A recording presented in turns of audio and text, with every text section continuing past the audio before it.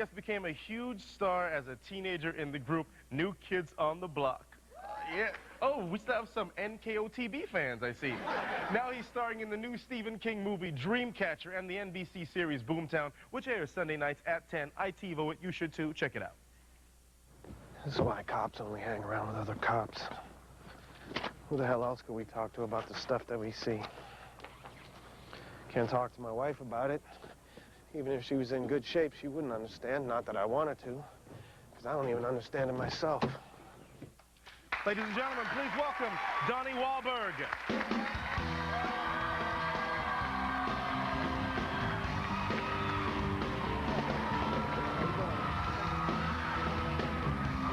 Johnny!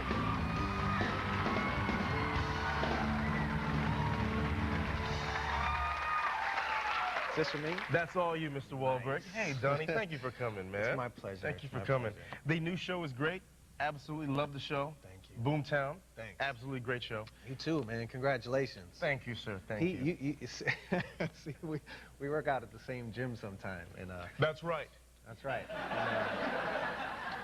I do look a little bit better, but that's something else. It's but true. You were in Joey's thing, right? You were in Joey's in a New Kids TV special Yeah. years and years ago. You know, when I saw him at the gym, you know, because you see stars around Hollywood, and I have no shame. I'll come up and talk to you. I have no shame. And I just wanted to thank you for being nice to me.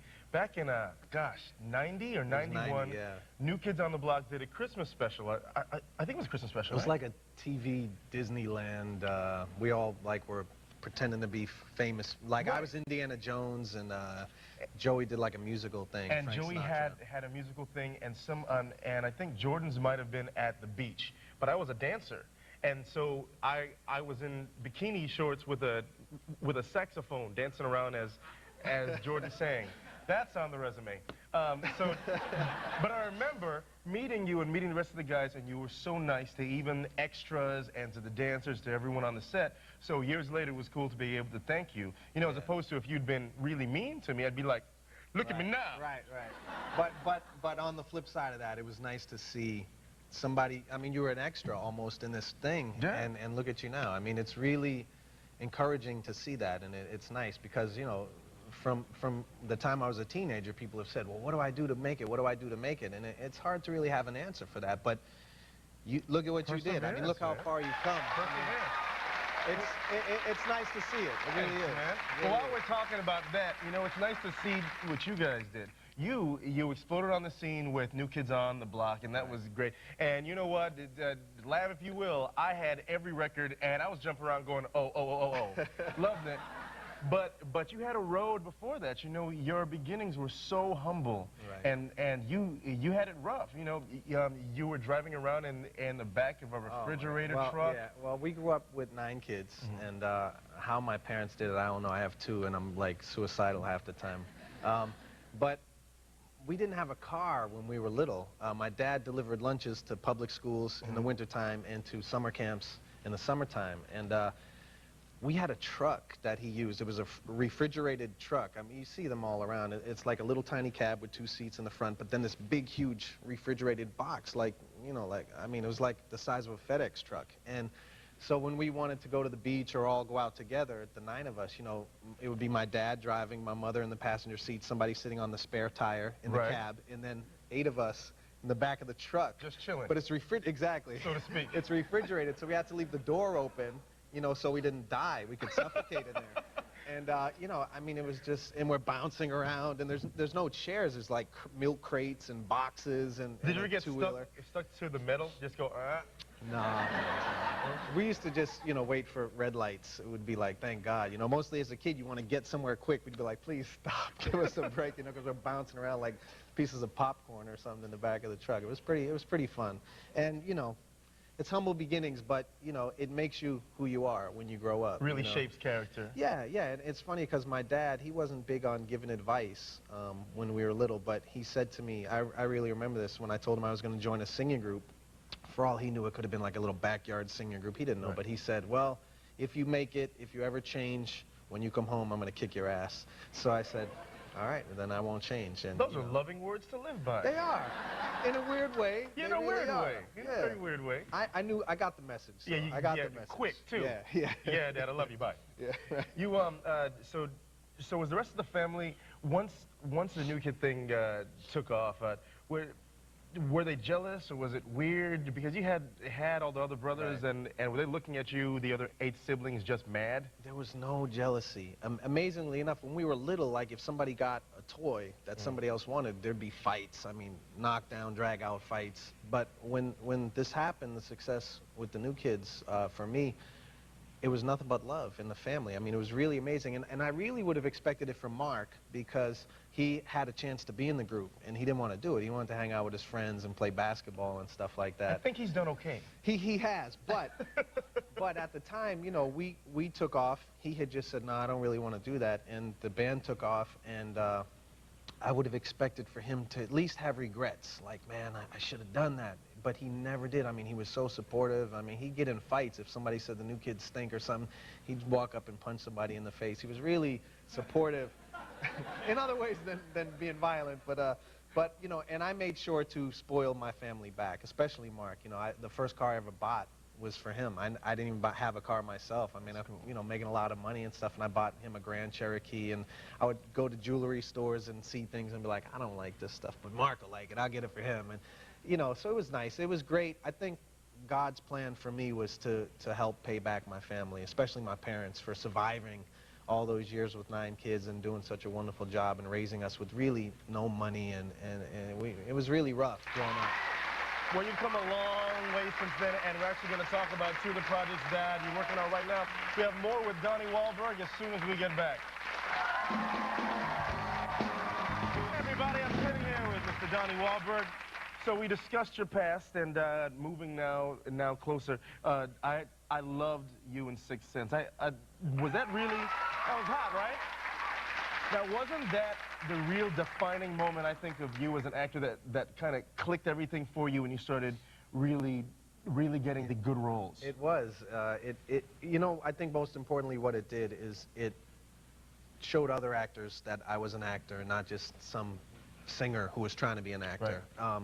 You know, I never really understood why actors would be so protective of their territory when I first started acting, but having been through so many auditions and so many, you know, failed auditions, and such a struggle to make it as an actor, I've really grown to respect where actors are coming from. And this is, you know, for a singer who's really famous to just jump into a movie, it takes food off another actor's plate, you know, if they've been working for all these years trying to make it. So to break through and have actors finally respect me as an actor and not just as a singer really meant the world to me. But it's funny because when you saw me at the gym and you were like, you were great in that movie, and I've heard that a million times. Like, people say, I didn't even know it was you. I saw the movie twice. I couldn't believe it. You were transformed, man. Right. I thought you looked like the Gollum from the Lord of the Rings. That was a trip. Well, it's funny. I heard so many people say, like, when you came on screen, the theater went silent. So on opening night of The Sixth Sense, I went to see the movie just to see what it was like. I want to feel that audience response because I really didn't know how I did in the movie. And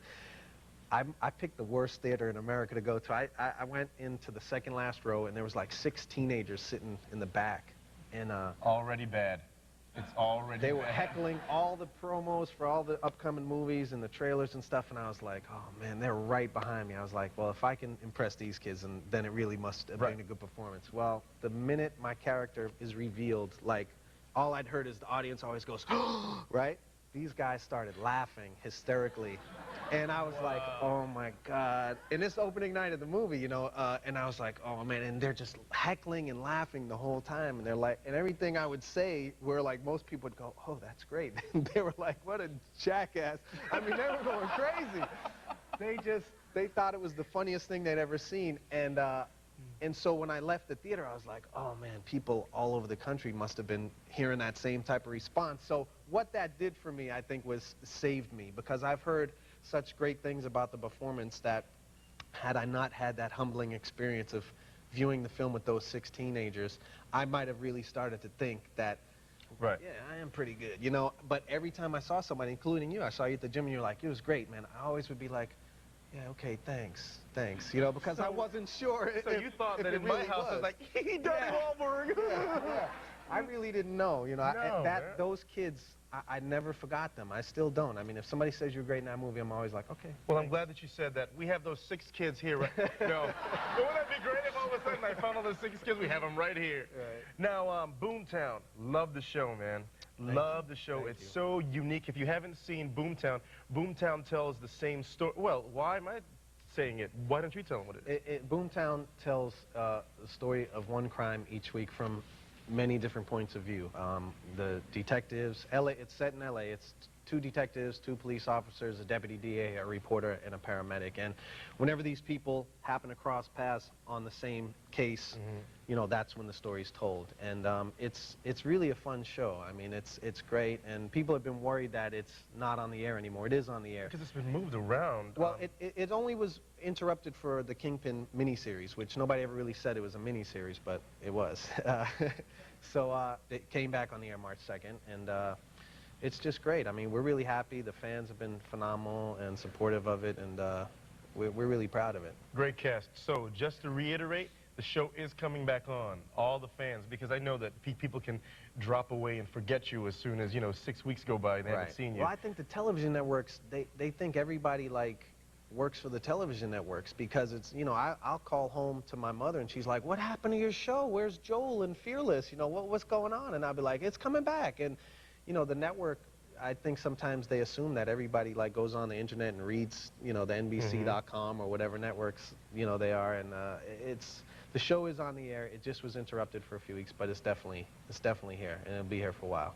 And what's going on with Dreamcatcher? Dreamcatcher is it's a pretty crazy film. It'll be out in a couple of weeks, March 21st. Based on a Stephen King book. Based on a Stephen King book. Yeah, the book was quite a trip.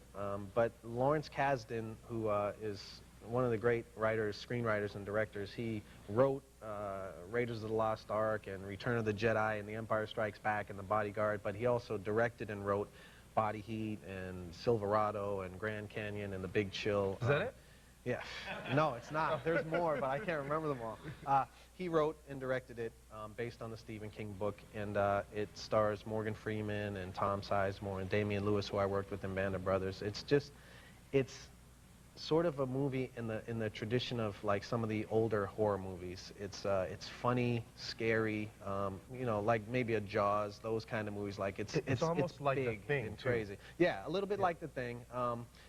But all that said, it's unlike anything you've ever seen. I mean, this movie is really, I mean, Lawrence Kasdan writes beautiful character pieces, and that's what this movie is for about 45 minutes, and then all hell breaks loose. And, like, the Earth is suddenly in danger, and it's like these 4 friends who you fall in love with are suddenly, like, trying to save the world. And it's really unusual, but I have to say, it's a fun ride. I mean, everybody should really check it out, because it is really a really unique and exciting movie. Well, I can't wait to see it, man. I can't wait to see you work. Thank you so much for coming again. Thank you. It's my pleasure. Mr. Donnie Wahlberg, folks. We'll be right back with Judge Joe, with Larry Joe Doherty.